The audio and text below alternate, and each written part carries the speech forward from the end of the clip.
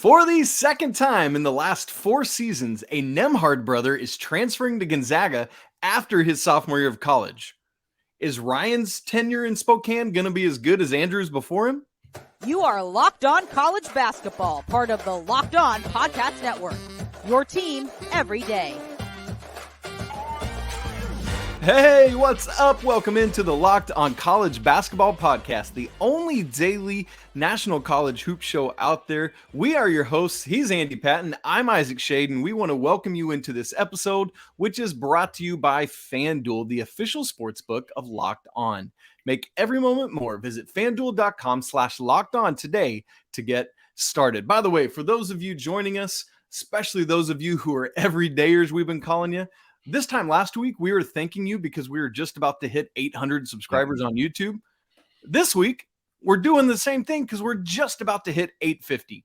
Thank you. Yes. We couldn't enjoy this ride more, and it means nothing if you guys aren't hanging out with us. So thank you. Let's get this bad boy to 850 and beyond. Coming up on the show today, Gonzaga and North Carolina won the weekend in the transfer portal. We're going to talk about that. Plus, we've got a transfer portal 6-pack coming at you. And so, Andy, last offseason, North Carolina and Gonzaga are your number 1 and 2 teams in the AP preseason poll. Neither of them had the year that they hoped. North Carolina much more so than Gonzaga, certainly. Yep. But both are working to rectify those and make big transfer portal splashes so that they can be in a better position next year. So, let's start with Gonzaga. We'll get to North Carolina in a little bit. And it was funny because it all started for Gonzaga on Friday morning. By the time most of the West Coast woke up, we already had 2 commitments coming in for the Bulldogs. Andy, tell us about them. Yeah, what a huge day for Gonzaga. It's so funny to see Gonzaga and North Carolina both kind of pull things together at the same time. Both pulled transfer additions that weren't expected to end up in their respective areas. I know Ingram, we'll talk about him. It kind of looked like he was not necessarily going to end up at North Carolina. And with Ryan Nembhard, that was a massive, just an unbelievable addition for Mark Few and their staff to not only land a player, remove all the emotional, sentimental, brotherhood aspect of it, just the talent that Ryan Nembhard has and the specific skill set that he possesses that was so clearly absent from Gonzaga's team last year. And I have not been one of those people. There's a lot of Gonzaga fans who have had a lot of issues with Nolan Hickman, and I think that Nolan Hickman can play a very solid role as a Gonzaga basketball player, but I don't think he was put in the correct position last year. And what Gonzaga needed was a point guard who is capable of running the pick and roll, of getting out in transition, of kind of making more things happen. And Ryan Nembhard is that guy. He's not an elite 3-point shooter necessarily. And some of the other guards that Gonzaga had been looking at, Stephen Ashworth is a primary one who ended up at Creighton replacing Nembhard there. Like that was a pure shooter. But for the Zags, they land Steele Venters a few weeks ago, who's a 40+% 3-point shooter from Eastern Washington. And now they land the guy who's going to kind of be the straw who stirs the drink. And that's what Nembhard is. And of course, again, we said removing that part of it, but the brotherhood aspect is significant. Of course, his brother Andrew played there and was phenomenal for 2 years there, and then parlayed that into becoming the highest paid 2nd-round pick in NBA draft history, and then having a tremendous, unbelievable rookie season at times for the Pacers. And you have to imagine that Ryan, seeing his brother have that level of success, had a significant impact on his decision to come to Spokane. And I think that the really interesting element of this, beyond just the talent that Mark Few added to his roster at a key area, is that he did it by stealing a recruit from one of his biggest rivals in Tommy Lloyd at Arizona. And you have that has to be a part of this conversation, because everybody, Isaac, everybody thought that Ryan Nembhard was going to Arizona. People had it in the bag the minute that Ryan Nembhard entered the transfer portal. In fact, there were people accusing Tommy Lloyd of tampering, which is not like a thing that can really happen in college basketball. And if he tampered, he did a terrible job because he didn't get it. Yeah, it didn't work. and Arizona got the second visit. And we know historically that usually the last place a player visits is going to be the place that they commit. Not always. But for me, a lot of my conversation was, look, if Nembhard leaves Spokane and flies to Tucson and he hasn't committed to Mark Few, I thought the odds of him then still going to Gonzaga were less than 2%. And yet that's what happened. And it's a gut punch for Arizona fans in the sense that they hadn't been recruiting a lot of other guards, and now they have a huge hole at the point guard position. But for Gonzaga, it's proof that this NIL era, this loss of Tommy Lloyd, who was their head recruiter for 20 years in Spokane, those two things have caused a lot of panic in Spokane of, are we going to keep up with the big boys? Are we going to be able to still recruit? Are we still going to be able to add talent in the transfer portal? Are we still going to add international talent, since that was something that Tommy was so good at? And guess what? The Zags are fine, folks. there's no issues here. Ryan Nembhard is the perfect point guard to add to this program in terms of what skills he brings. They pulled him from a high major program that likely had more resources available, potentially some more financial. I don't know the NIL aspect of all of this, but certainly it didn't impact Arizona. Clearly, if they had more money, then it didn't matter to Ryan Nembhard. Clearly. And so in my mind, that's a significant win for Mark Few and the Bulldogs to prove that they can still continue to recruit with the best of the very best and land the kind of players that they need to compete for a national championship. I've thought so much this weekend, Andy, about can you imagine if Ryan Nembhard had been on last year's Gonzaga team? Goodness. It's a gut punch. It's got to be frustrating, because if you're Gonzaga, you're like, man, we were Ryan Nembhard away from being what we should have been for Drew Timmy's last season. And boy, that is frustrating. So for Nembhard, there's 2 years of eligibility left, but it ain't just Nembhard who decided to come to Spokane on Friday. We got some Wyoming action heading out west as well. And so, Andy, I mean, the biggest thing with Gonzaga is we just said his name, but the Drew Timme era is over. Did Mark Few potentially find a Drew Timme-ish replacement on Friday as well? Yeah. So Graham Ike is coming over from Wyoming. He was a tremendous player for the Cowboys 2021-22 season. That was his big breakout as a sophomore. 19.5 points per game, 9.6 rebounds. He did not play all of last year because of a foot injury. There was rumblings that he was potentially able to come back mid-season, and he did not, whether that was out of an abundance of precaution, whether that was because Wyoming was very, very bad last year and it just didn't seem necessary. I don't know all the details there. The latest we have heard about Ike is that he is healthy and he is continuing to rehab, but he plans to be a full participant as soon as October for the Zags when they start practicing. So it sounds like he's going to be there. He's not quite as efficient as Drew Timme, and that's less of a insult on Ike and more of he was insanely efficient. He's not much of an outside shooter. He doesn't bring a ton of rim protection. And so I think all this to say, Graham Ike is a fantastic addition. He is a lot like Drew Timme with his pros and with his cons. And so pairing him with Anton Watson, with the assumption that Anton Watson returns, as of now, he has not made any announcement indicating anything otherwise. I think Gonzaga's going to have to figure out how that front court's going to work, because you basically have 3 or 4 guys who are all about 6'9", none of them who do a great job of protecting the rim, all of them who are very good low post scorers. And Efton Reed's gone. Yeah, and Efton Reed's gone, and I think he was kind of the guy that maybe could have developed into more of a rim protector, but he never got that opportunity last year. Now he's going to end up somewhere else next year. But I think Gonzaga, they still got some work to do, is the best way to put this. But Ike is a tremendous low post scorer. I think Gonzaga saw a player who they thought could really thrive in a high usage role, which is what they love out of their bigs. And I have a lot of confidence that he's going to put up some really, really big numbers for the Zags, at least offensively. We'll see what kind of role he finds himself in defensively. That's kind of the big question for him right now. Yeah. Andy, 2 more questions on the Gonzaga side of things before we head to the other coast.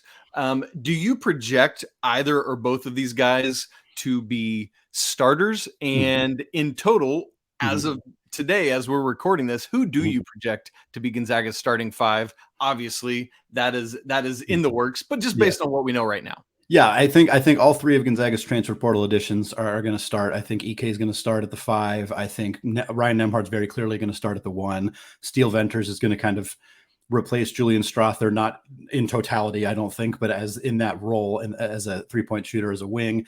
I think Nolan Hickman slides over to the 2, which is something I've discussed a lot on Locked On Zags. I think that it seems on paper like maybe an odd fit for him, but I think that his catch and shoot ability, his ability to attack closeouts and get to the rim, I think there's actually a chance that he thrives in an off-ball role alongside Ryan Nembhard. Your fourth starter or your fifth starter, I suppose, is Anton Watson, assuming he comes back. If he does not, Ben Gregg would step into that role. He was a really, really nice role player for them last year.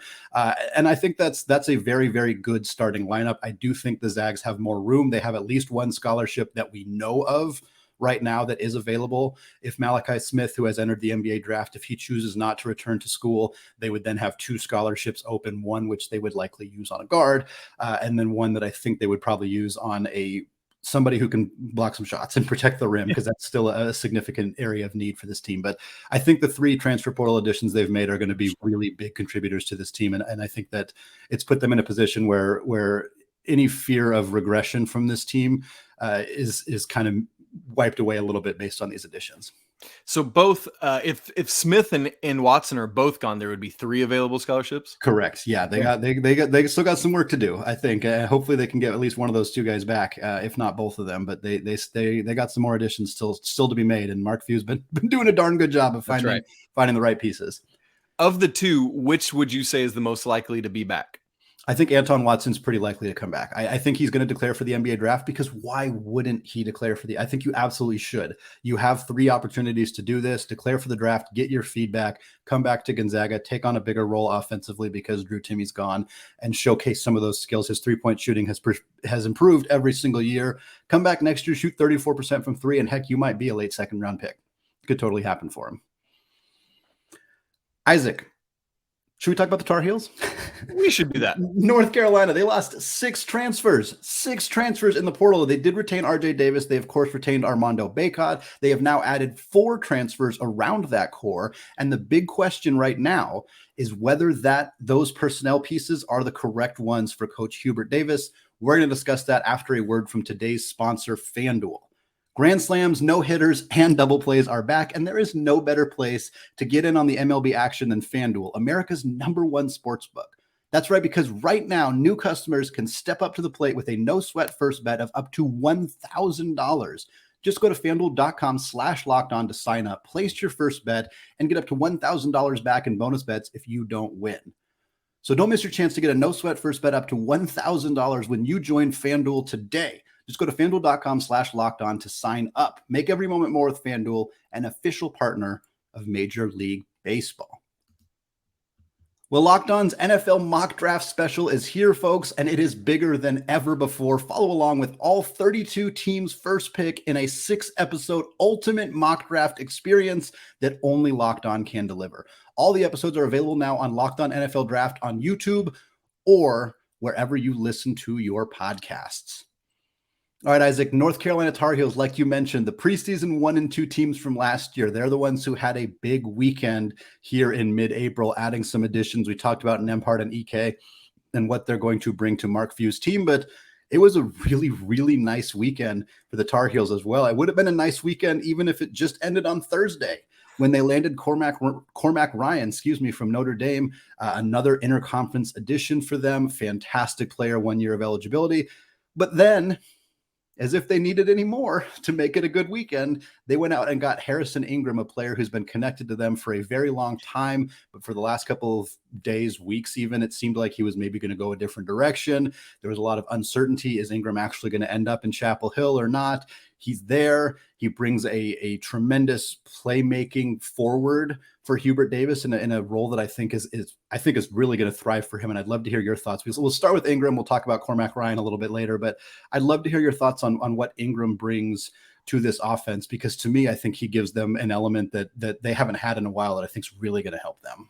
Yeah, to start with the recruitment angle of it, like you were talking about, Andy, it's been so weird. You know, we've been tracking this for a while. There's the natural North Carolina connection because Stanford's head coach Jared Haas is a former Roy Williams assistant, and so there was a natural connection there, and there was a lot of desire seemingly on both sides. But then there was this sudden flip to Kansas, and it seemed like at that point it was like, oh, he's going to be a Jayhawk, and that is what it is.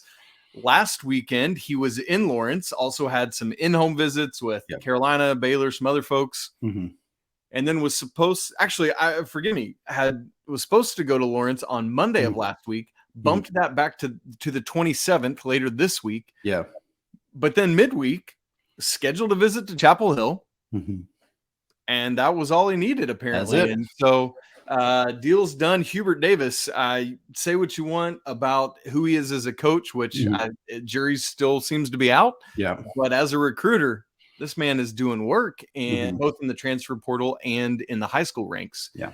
And so to what you said, Harrison Ingram really does bring this interesting dynamic for North Carolina. My understanding is the conversations that he and Hubert Davis had is that he will come in and play the 3, the small forward position, vacated by Leaky Black, who had been in that position for 5 years. Ingram has averaged 3.7 assists last season, 3.4 for his career. And so you look at those 2 pillars you talked about who Carolina brings back with RJ Davis and Armando Bacot. Bacot is a traditional, not necessarily back to the basket big, but definitely not a step out and shoot a 3 big. RJ Davis is not really a facilitator. He can and has done so. That was part of what made Carolina so successful in the NCAA tournament 2 seasons ago. But he's been at his best when he's able to just be more of a scorer and not have to worry about facilitating as much. And so Ingram brings in this unique playmaking point forward, let's not call him LeBron, but that's kind of what you think about type thing, which does that allow RJ Davis to be off the ball a little bit more from your 3-man handling the ball and being a facilitator. And he's a career 31% 3-point shooter. And so you worry about that because the problem for North Carolina last year was teams would sag off of Leaky Black, off of Pete Nance onto Armando Bacot. And so you worry about that with Harrison Ingram some, but because of his playmaking, can the coaching staff find other ways to draw defenders out to him as a facilitator? Well, one thing that has always fascinated me about that we're going to see more of in the transfer portal when you see players transfer, and now, of course, it's so much more common than it has been in the past, is it's really hard to judge a player's statistical performance when they're going to a team where they're going to have a completely different role or a significantly different role. And like Stanford and North Carolina, of course, both Power 5 programs, like he's not moving up from a lower level team necessarily. But to me, his role and the focused defenses are going to it's going to change so much. At Stanford, there was so much more attention put on him, and he was like the primary ball handler in a lot of situations and had a much higher usage rate and was in a system that I'm not sure was particularly conducive to his skill set. And so for me, the 31%, you can't just assume, well, Harrison Ingram's going to shoot 10% better than that because he's coming to North Carolina. But I wouldn't be shocked if that happened. Let me put it that way. It wouldn't surprise me if he was a 38% 3-point shooter next year, in part because he's going to get more open looks. Defenses are stretched a little thinner, having to handle Davis and Cormac Ryan and, of course, Bacot. And I think we're going to see Ingram thrive in a way that we didn't see at all in Stanford. And it's not that he's magically way better. It's just that he's utilized in a way that fits more what he's capable of doing. And I think there's an element of that could potentially happen with Ryan as well. Of course, a guy who also started his career at Stanford, incidentally, but then spent the last couple of years at Notre Dame and was a fantastic player at Notre Dame, a guy a volume shooter from 3. He was only 34% last year, but was over 40% the year before that. And I think the same talent issue at Notre Dame last year that you just talked about with Harrison Ingram. Exactly. And I think for Carolina to be able to put 2 really talented pillars in Davis and Bacot and add players like Ryan and Ingram who are going to be in roles that are much different from what they were at their previous schools. I think if Davis picked the right pieces here, if he was able to identify guys who he believes can thrive in roles that are different than what they were playing previously, if he hits the home run on these 2 guys, which I think there's a pretty good chance he did, I think that this team could come together in a really significant way. Yeah, it 100% can. One of the other nice things is that neither of these guys, Ingram or Cormac Ryan, need a ton of shots to be effective. And that's nice because you lost a lot of shots taken by Caleb Love. Those are gone and are going to be distributed around to RJ Davis, Armando Bacot, and these guys. And so you need guys in talking about, as you just said, is it the right fit? Well, it's guys that can allow Bacot and Davis to have a higher shot volume, but they can still find a lot of ways to be effective. And I think that's going to be a big win. Andy, one of the funny hilarious, almost tragic parts of this whole thing was that Dick Vitale stuck his foot in his mouth on both of them. So on Thursday, I was literally heading out the door to coach my son's baseball practice, and I see this tweet pop up that reads thusly: "The Tar Heels scored big today as Cormac Ryan of Notre Dame will be an instant impact with UNC basketball. He can shoot the three and is a tenacious defender, according to Coach Mike Bray in chats with Mike during the year." Here's the problem. No one knew that Cormac Ryan had committed to North Carolina when that tweet was tweeted. He spoils because that reads as like, oh yeah, we already know, you know what I mean? But no one did. And incredible. He at least waited on the Harrison Ingram news to come out before tweeting, but then we got this on Saturday. The Tar Heels at UNC basketball today strike gold, getting the very talented, and in all caps, Harold Ingram from Stanford. Andy, I love Dick Vitale. Yep. And this is a hilarious step in the completely wrong direction. This poor guy. I love it. It's hilariously on brand for him. It's completely on brand. It's perfect. In a way, it's absolutely perfect. I think the fact that they both happened to North Carolina when he's known so passionately for being a Duke guy makes it, in my mind, it's not intentional. It's not malicious, clearly, but it is way funnier that it happened to North Carolina too. Yeah. And so Carolina folks all weekend were like, Dick, keep tweeting about Tar Heels because good things are happening. Well, Isaac, before we get to close out the show and talk about some other transfer portal stuff that happened, I want to get your thoughts on Brian here and Ingram, and just in terms of who you think is going to be more impactful for the team next year. And do you expect, I expect both these guys to probably start for North Carolina next year. Is that kind of the expectation that you have for this team right now as well? Yes, I'll start there. Right now, that is my expectation. Yeah. Obviously, kind of goes without saying, Armando Bacot and RJ Davis will both start. But then, similar to what you said about Gonzaga, I would slot three transfers in as the other starters. Cormac Ryan at the 2, Harrison Ingram at the 3, and Louisville transfer Jalen Withers at the 4. Interesting with Cormac Ryan, there's going to be a push probably from incoming freshman Simeon Wilcher, who's just an absolute stud. Yeah. But I think Hubert Davis, at least at the beginning of the year, is going to favor the experience and seniority and maturity of Cormac Ryan, allowing Wilcher to kind of get his time. In terms of impact, I feel like it's got to be Harrison Ingram. He's such a high-level athlete. He's Evan Miyakawa's number 2 transfer, not just remaining, like overall. Right. And like grades out A+ and A- on offense and defense for Evan Mia. And so I just think what he brings, kind of what you said about different role, different talent around him, I think he's going to blow up. And then on top of that, as you look at scholarship availability left, Carolina has 2. I'm curious to see if they're going to use them or not. Hubert Davis has not used much depth the past couple years. Yeah. And at some point, you're just pissing off dudes 12 and 13 at the end of the bench. And you'd rather not lose them to the transfer portal. So just give those to walk-ons or give them to maybe like you kind of like a draft and stash kind of play where you get a development guy and do that, or maybe a reclass. So I'm curious to see how or if Hubert Davis decides to use those final 2. Andy, Gonzaga, North Carolina, as you said, we're not the only ones active in the transfer portal. Of course they weren't, because this is what we do in the offseason. I love it. It gives us great content to get to talk about. So we, friends, have a 6-pack of some more transfer portal action for you, including Tennessee working to improve that questionable offense from last season. We'll talk about that in just a second. Okay.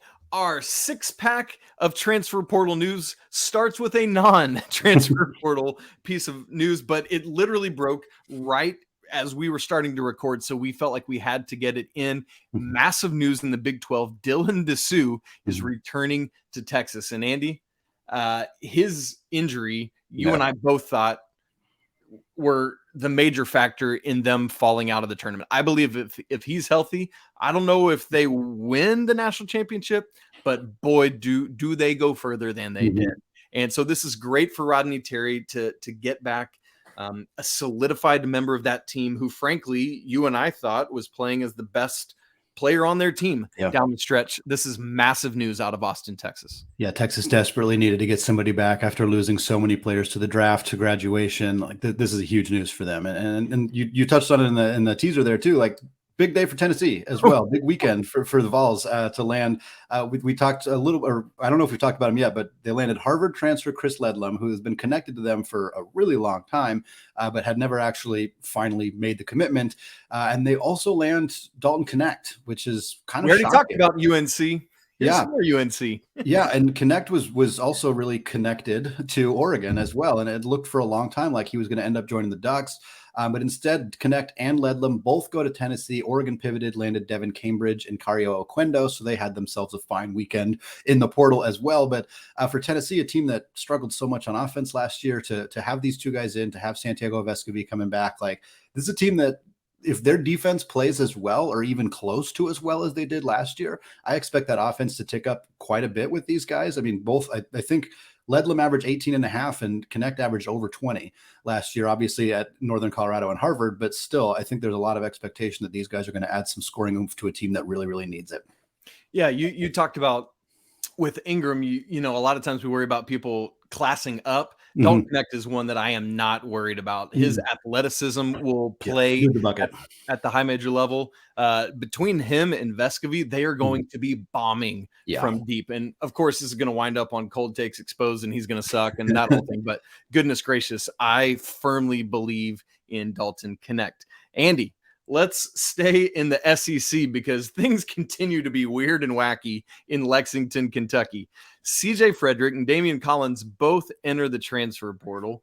And I mean, this had, I don't know what's going on with this program right now. We're still waiting to hear on the Hunter Dickinson, Oscar Sheboy timeline, what's going on there, all visits, and it's wacky, but we will keep our eye. Honestly, I thought CJ Frederick was going to be a dude at Kentucky with, you know, the Oscar Sheboy pulling attention away from him would have given him opportunities. Just we talked about bombing away from three. I thought he would do that, and he just never really did. And so interesting there. So we're going to keep our eyes on Kentucky, but that's the two latest pieces of news. Frederick and Collins, both in the transfer portal. Another transfer portal update here for Matthew Cleveland from Florida State, one of the top recruits in that class of 2021, a guy who's had a fantastic career so far for the Noles. Last year, 14 points per game, 7.5 rebounds, and about 2 assists as an oversized guard. He's a 6'7" guard, a little bit of an inconsistent three-point shooter up to this point in his career, but a player that's going to make one of these three teams very, very happy. He is currently down to the Auburn Tigers, the Missouri Tigers, or the Miami Hurricanes. It'll be interesting to see which of those schools he picks, but right now, just looking at the three of them and the rosters they have, he's a great fit for all of them. Like, all three of them could use a player who has the skills that he has, who has the development potential, the upside that he has. And whichever of those three schools lands him is going to have a much bigger upside heading into next season, without a doubt. And if I had my druthers, I'd love to see him in Miami. I think it'd be so fun. I think it would be so fun if he was there, especially if Isaiah Wong comes back. Honestly, that they might be top 5. If Isaiah Wong comes back and wow. Okay. I had thought about that. So Wong, Pack, Poplar, and Matthew Cleveland. Goodness. Come on. Yeah. He just slots right in where Jordan Miller was basically at that point. Wow. Alabama finally doing some work. Latrell Reitzel coming out of Cal State Fullerton. Great news there. Aaron Estrada from Hofstra. Estrada, 2-time CAA Player of the Year. 6'4" guy. Reitzel, 16 per game last year at Fullerton. Also 6'4". Great ads for Nate Oates' team, who obviously has a lot of talent they got to replace. Andy, we already talked about Auburn. What about some news leaving Auburn? Yeah, Johan Traore not only entered the transfer portal after one season with the Tigers, a guy who had a ton of expectations. There was some thought that he might be somebody who doesn't develop super quickly, and that certainly bared itself out last year. 25 games for the Tigers, only averaged 2 points per game, wasn't particularly efficient, but I'm not sure anybody expected that he would A, enter the transfer portal, and B, end up playing for Joe Pasternak and Santa Barbara, the Gauchos. One of the teams that has been the Big West for a long time had, like, I think 6 or 7 years in a row, they had a different winner. Every single year it was just a complete crapshoot of who was going to win that tournament, that conference. But lately, Santa Barbara has really emerged as one of the better teams in that conference. And adding a player with the potential and the upside of Traore, they've had some other solid additions this year as well. Like, one of these days, when the portal kind of calms down a little bit, I think we should do a look at which mid-major programs had the most successful transfer portal seasons, because I have a feeling that Santa Barbara is going to be very high on that list. And if Pasternak can figure out a way to unlock that skill set, that upside that Traore has, he could be a really, really, really dominant Big West player, or a guy who ends up back in the high major level in a couple of years. Well, Isaac, Gonzaga, North Carolina, I don't think they're going to be preseason 1 and 2 again yet. It's a little too early to tell, but man, it was a fun weekend for those two programs. Fun weekend all around the portal. And guess what? We got more portal stuff coming your way later this week. Fantastic stuff. The portal keeps on keeping on. We'll see some more NBA draft declarations as well. So for those of you checking out the show, you can make it your first listen every day wherever you get podcasts. Find us on YouTube as well. Like I said, we're right at 850 or climbing up towards it. Let's hit that next week when Isaac and I are on. We want to be celebrating 900. Week after that, let's be celebrating 1,000, folks. We would love to get up to that big number there for our YouTube downloads. So go check it out. Go hit that subscribe button if you have not done so yet. We got more fantastic content coming your way later this week. For now, though, peace out.